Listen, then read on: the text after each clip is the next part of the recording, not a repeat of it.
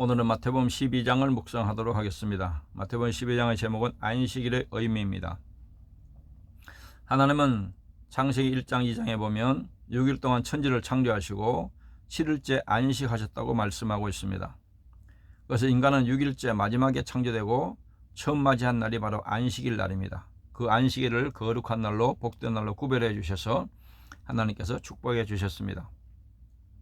그런데 창세기 3장에서 인간의 범죄로 말미암아 이 안식이 다 사라졌습니다.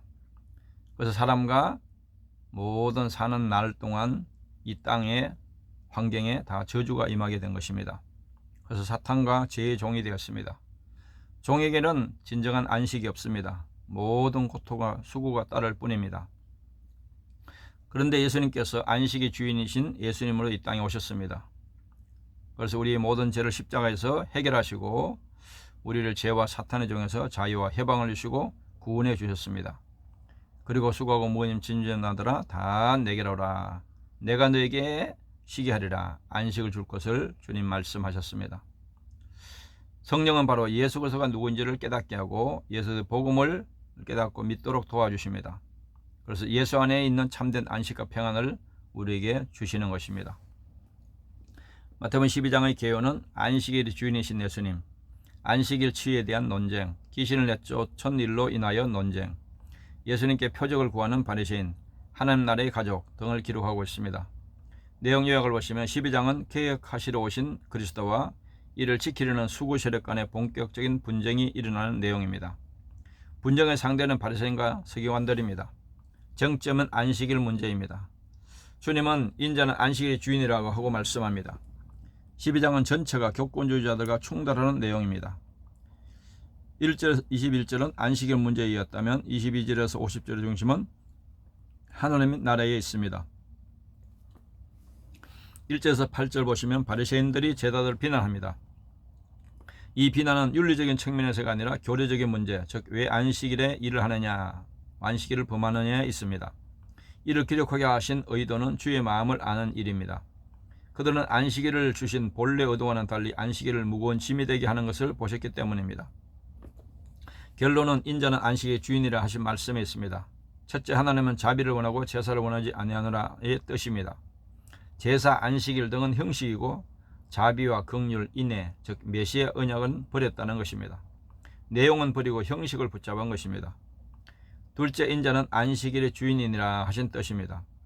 안식일 계명도 율법입니다. 제사 제도와 마찬가지로 궁극적으로 우리를 그리스도께로 인도하는 초동 교사입니다. 다시 말하면 예수 그리스도 안에서 성취될 예표라는 말씀입니다. 안식은 언제 누구에 의해서 회복되는 것인가? 그리스도가 안식을 주시는 것입니다. 이제는 안식일 계명의 영원한 안식을 맛보는 주의 날로 성취가 된 것입니다. 9절에서 21절 주님께서 안식일에 병을 고치는 일이 여러 번 등장합니다. 이는 의문이라는 껍질을 벗겨버리고 안식일에 대한 참 의미를 드러내시기 위함임을 깨닫게 됩니다. 바리새인들은 인간을 계속 억압하고자 하는 사탄의 종노릇을 하고 있음을 나타냅니다.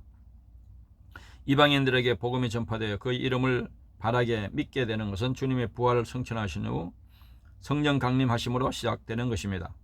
그때까지는 나타내지 말라고 하셨습니다. 감추었던 비밀의 핵심이 죽으시고 부활하신 복음에 있습니다. 주님은 우리 죄를 위하여 죽으시고 부활하신 구주 예수 그리스도이심을 증거되기를 원하시는 것입니다. 22절 37절은 귀신 들려 눈물고 말 못하는 자를 고쳐주신 사건이 24절에 37절 말씀하게 된 동기입니다. 이것은 영적 전투요 표적이었음을 말씀해 줍니다. 그 대답이 28절입니다. 하나님의 나라와 사탄의 나라가 등장합니다. 이는 하나님 나라 건설은 두 나라 간의 영적 전쟁을 통해서 하게 됨을 나타내는 말씀입니다. 주님은 성령을 힘입어서 귀신을 쫓아낸다고 말씀합니다. 영적 전쟁은 성령과 악령 간의 싸움임을 보여줍니다. 영적 논리로 보면 두 나라, 두 진영, 두 임금이 있을 뿐입니다. 29절에서 사탄을 강한 자, 그 세간을 죗값에 팔린 인간들, 주님을 더 강한 자라고 말씀합니다. 여기에 주님이 오신 목적이 분명히 나타납니다. 38절에서 45절은 유대인들은 표적을 좋아했다고 말하고 있습니다. 주님은 악하고 음란하기 때문에 표적을 좋아한다고 지적합니다. 주님이 행하시는 표적은 배척하면서 표적을 구하고 있기 때문입니다. 그들은 아브라함과 다윗의 언약이 주어진 언약 백성들입니다. 그런데 하나님의 언약을 믿지 않으면서 표적은 계속 구한다는 것은 다른 신을 구하는 것이나 다름이 없었기 때문입니다. 주님의 부활의 표적은 전무후무한 인류 역사 최대 최종적인 표적이었던 것입니다. 이보다 더 큰 표적은 없습니다. 이보다 더 기쁜 소식도 없습니다. 복음 진리의 말씀이 솔로몬의 지혜보다 더 큰 것입니다. 44절 45절은 이스라엘의 전 역사를 요약해주는 말씀입니다. 이스라엘의 근본은 우상 숭배자들입니다. 그들은 하나님이 택하시고 구원하셔서 거룩한 백성으로 삼으신 것입니다. 그런데 아브라함에게 세워주신 메시아에게 굳게 서지 못하고 더 악한 귀신 7을 데리고 들어가서 거한 상태가 되고 만 것입니다. 그리하여 독사의 자식들이 되어 그리스도를 십자가에 못 박게 한 것입니다. 46절에서 50절은 12장에서는 세례 요한, 바리새인과 서기관, 모친과 동생들 모두가 예수가 누구인가를 바로 깨닫지 못하고 대적하고 있는 자들로 등장합니다. 48절 49절은 육신의 가족들을 부정하는 것이 아니라 하늘에 계신 내 아버지 뜻대로 하는 자가 내 형제요 자매요 모친임을 강조하기 위해서 하신 말씀입니다. 12장의 핵심은 하나님 나라에 있음을 깊이 생각해야 합니다. 하나님 나라의 건설은 창세기부터 시작하여 계시록에서 완성되는 큰 프로젝트입니다. 여러분은 내 아버지의 뜻대로 행하는 자란 하나님 나라 건설에 헌신된 자들을 가리키는 것입니다.